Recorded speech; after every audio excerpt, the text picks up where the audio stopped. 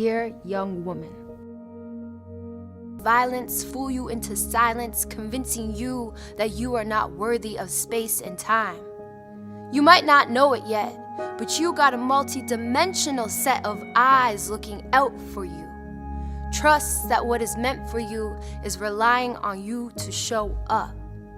Show up. You can lose your religion, but you will never lose your spirit. Each of your breaths have minds and lives of their own. I doubt we'll ever know the true impact of our presence. What a blessing. Young woman, I wish you enough. I wish you enough time for all of your skills and talents. I wish you more. I wish you more revelations than disrespects and regrets. And I beg you to believe in yourself more than your parents ever did.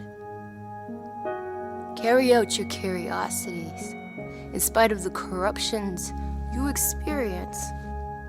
You let yourself free when you let yourself forgive. And so when you do, and I know you will, I hope you find you. I hope you find love again. A word that comes to mind for this piece is empowerment. As a poet, I really want to serve as an encouraging voice through my work. And I want this poem to be a reminder that whatever you're going through as a woman, you have the choice to make for yourself on how gentle and kind you are with yourself. So I may be putting this out there as a message for people other than me, but it's also a reminder to myself to treat myself kindly and to be good to myself. You are always in the right place at the right time. The best and the highest comes to you at every moment. You receive everything wonderful that you desire. You are a wonderful person. You grow younger and more beautiful every day. You are successful at everything you do. You love and accept yourself for who you are. You are infinitely wealthy and rich, and have an infinite abundance of money and precious treasures. You are in the perfect love relationship with the perfect person for you. You deserve and receive happiness in every aspect of your life. The universe blesses you every moment with love and joy. You are completely healthy in every way. Your body, soul, and mind are in complete harmony with each other, which keeps you in perfect health and forever young. You are talented and creative. You enjoy being yourself. You really are beautiful. You are special and unique. You accept yourself for the wonderful person you are. You enjoy giving and receiving love at every moment.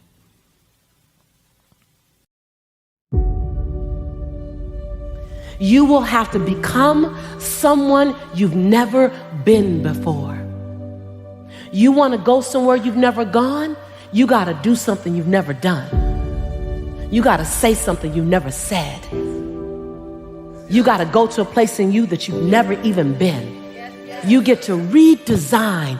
You are your Michelangelo. You are your greatest sculpture. And you get to recarve and you get to up-level as much as you need. You're not sentenced to this life this way. You chose it. You get to choose as much as you want. You get to design it any way you choose. You're not sentenced to your future. You have an opportunity to your future. What do you want and how do you want it? And if it doesn't make you a little afraid, then you ain't playing big enough.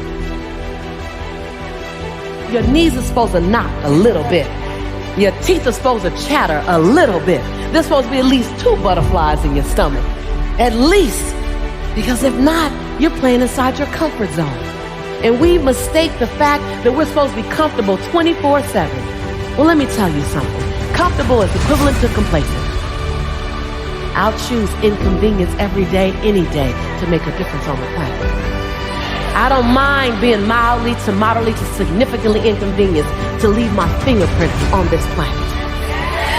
So I just came to talk to the game changers and to the change agents who are willing to confront any part of you that's not speaking to your madly, wildly amazing future.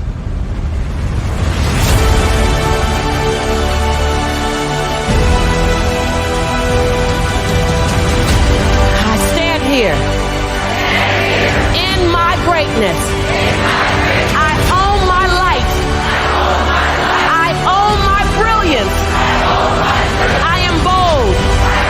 I am courageous. I'm perfect in my imperfection. This is my time. This is my time. I'm bright enough. I'm old enough. Young enough. I've experienced enough. I'm wise enough. I understand that I am enough.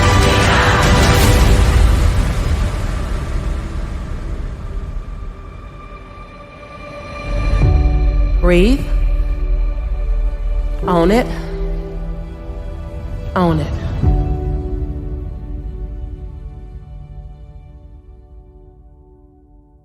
Ask yourself, what's my dream? What's my dream? I came to challenge you to play in the biggest field you've ever played in. I came for you to challenge the fear that might be inside of you and to redesign and reprogram it. You look at it long enough, you be with it intimately enough, and it has to dissipate. You are the designer of your destiny. You are the author of your autobiography. You write the story of your life. No one can write your financial story. No one can write your spiritual story. No one can write your emotional story but you. The pen has always been in your hand. The pen has always been in your hand. I say write a story that's going to be damn good to read. And ask yourself, what's my dream? What are you willing to do that you've never done before?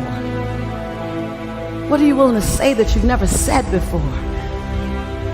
Are you willing? Are you willing to do that thing you've never done before? Are you willing to stand at the edge of your own greatness? Are you willing to look at your fears? Are you willing to recognize that you can be afraid? Are you willing to look at the fact that there is always healing to come? There's always growth to come. There's no arrival. Are you willing? And then in the space of that, are you still willing to lean to the edge?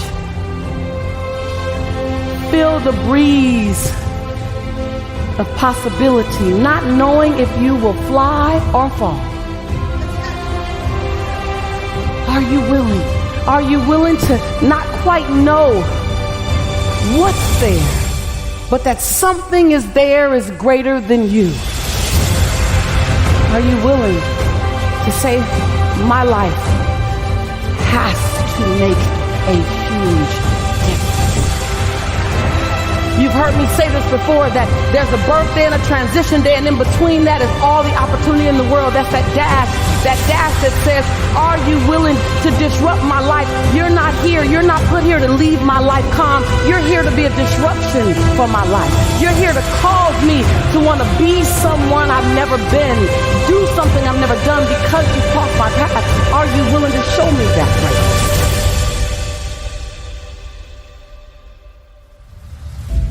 It's going to cost you more time than you thought you'd have. It's going to cost you way more money than you thought you would invest. It's going to cost you some friends who couldn't make the entire journey with you.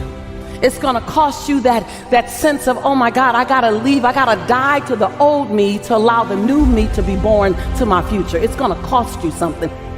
This is the year for reset. This is the year for restart. This is the year for reignite.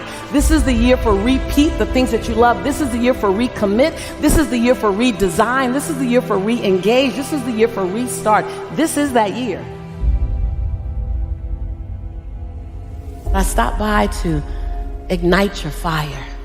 I stopped by to have you confront fear. I stopped by to have you look at what it's cost you and to make a bold declaration. The next time it rises up, you rise up a little bit higher than it. Yes. I stopped by for you to no longer make fear your enemy. Make fear your fuel. I stopped by to redefine fear. To redefine it.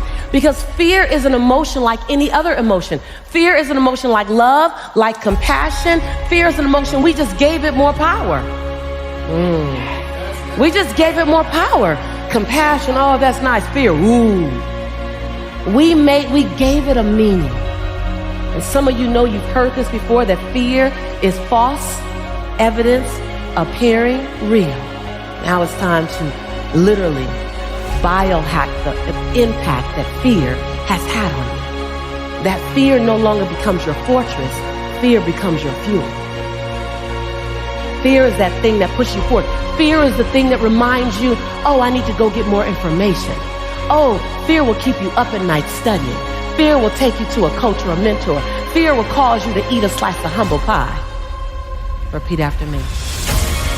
I am ready for my next best season. Because I know that I am the author of my autobiography. I am the designer of my own destiny. I am writing my life story. And I'm writing a life story that I'm going to love reading. And others will be inspired by. On one page, they'll read my fear.